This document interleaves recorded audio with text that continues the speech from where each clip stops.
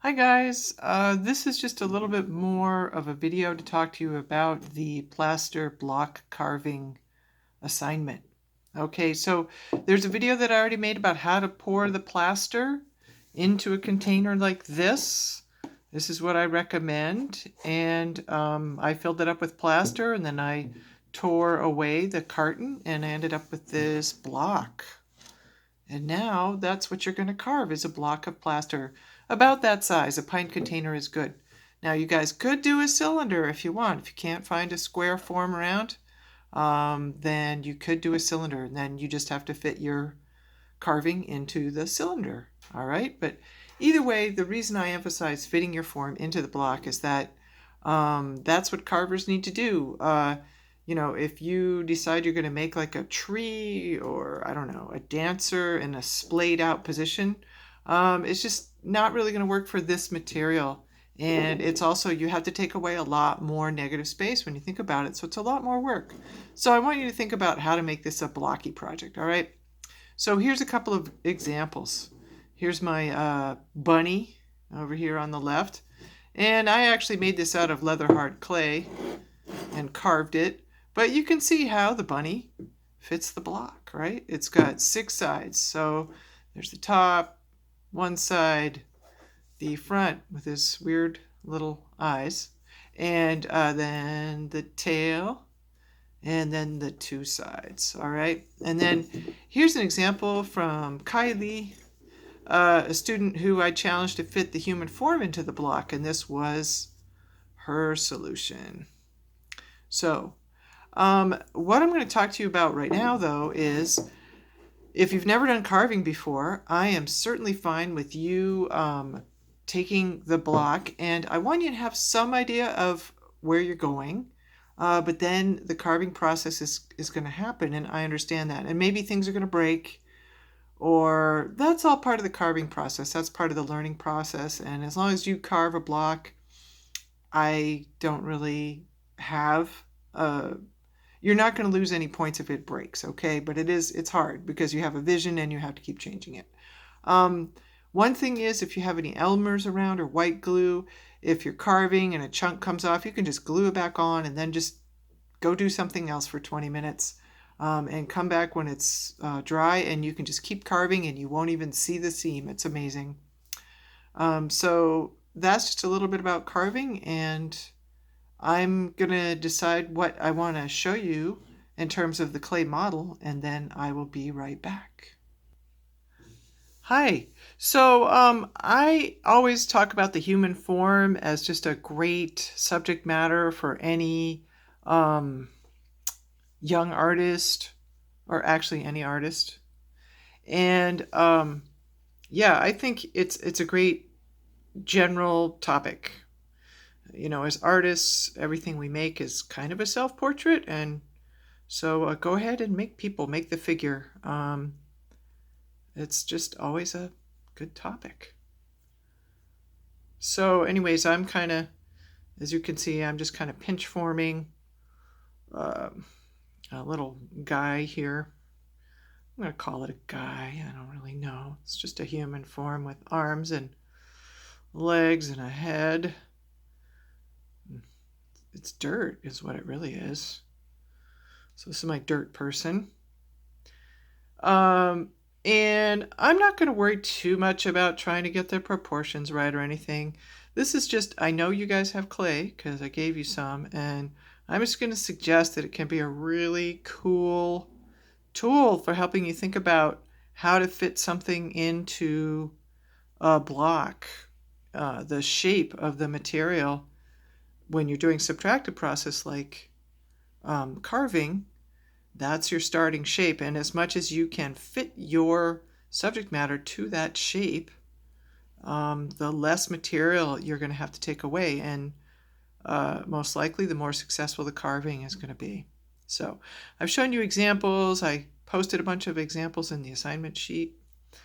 And anyway, here's my guy, or like I said, my dirt person. Make the legs a little bit more proportional.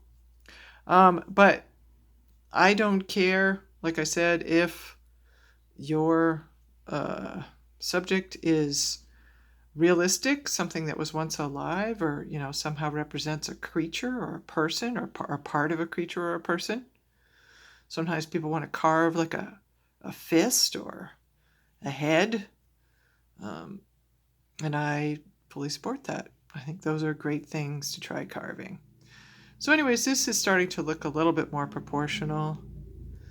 Shoulders are hard, man. They're just a hard area in general of any sculpture. And anyways, this is getting to be close enough to where I'm going to be able to move him around and bend him around to get an idea of how I might fit him into a cube.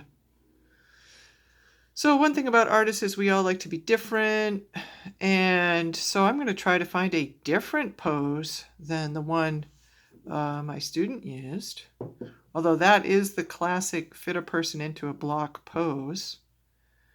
Maybe I'll try something more like I had the rabbit do.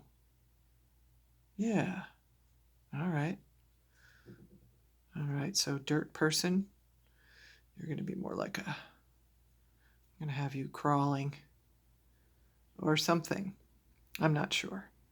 Anyways, you could really, there's no reason you couldn't model two forms and have them go together. One of the examples on the assignment sheet is an Inuit carving of a woman holding something. I'm not sure what she's holding. It looks almost like a carving, a grinding stone or something like that. I'm not really sure. But anyways, this guy here. Oh, wait a minute. I like what those arms are doing just like that.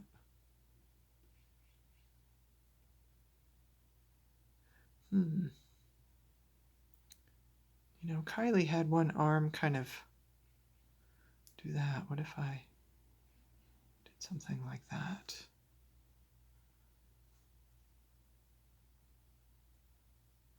Watch, I'm going to end up with just the same pose she had. Not quite, though. And it's fine to have there be, some negative space. So this would have some negative space right here in these areas. But I kind of like it. This piece could be, somebody, they feel despondent. Don't they feel sad? Wow. I think this would be an interesting angle. I could do it like this, and then it's a lot like that piece. Oh, wow. Now they seem even more despondent, right? Curled up in the fetal position. I'm going to go with this. All right. So there's my clay. So what I suggest is that you guys make a clay model, and if you want to make a person in a position where they would fit into a cube, great. If you want to make a creature, if you want to make a person holding something or a creature holding something, that can be a way, the more you fill out the cube in terms of space, the less you're going to have to carve away. All right. So once you've I think the clay is just an excellent modeling tool. So the cool thing about it is that I can keep this clay too. I can just keep it in a plastic bag, and then whenever I'm carving, I can pull it out and refer to it. And I want to tell you that is very helpful if you haven't been doing carving before.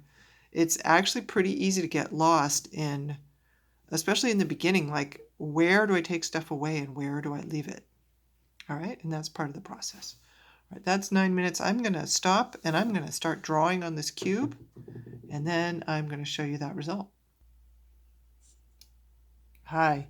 So at this point, I have just sketched out each side of the block,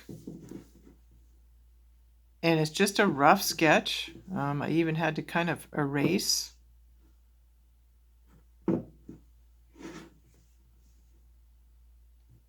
And there's his butt.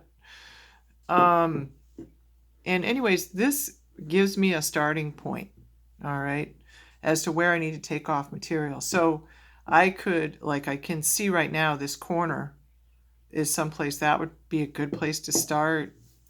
And then like maybe over here in this area. And what I'm going to suggest is don't start carving too much in any one area. Yeah, don't carve too much in one area before you turn it and start working on another area. And as I work, I'm going to carve away my drawing, but then I can always bring it back. All right, that's it for now. I'm going to make another video showing you some carving techniques and how to get started.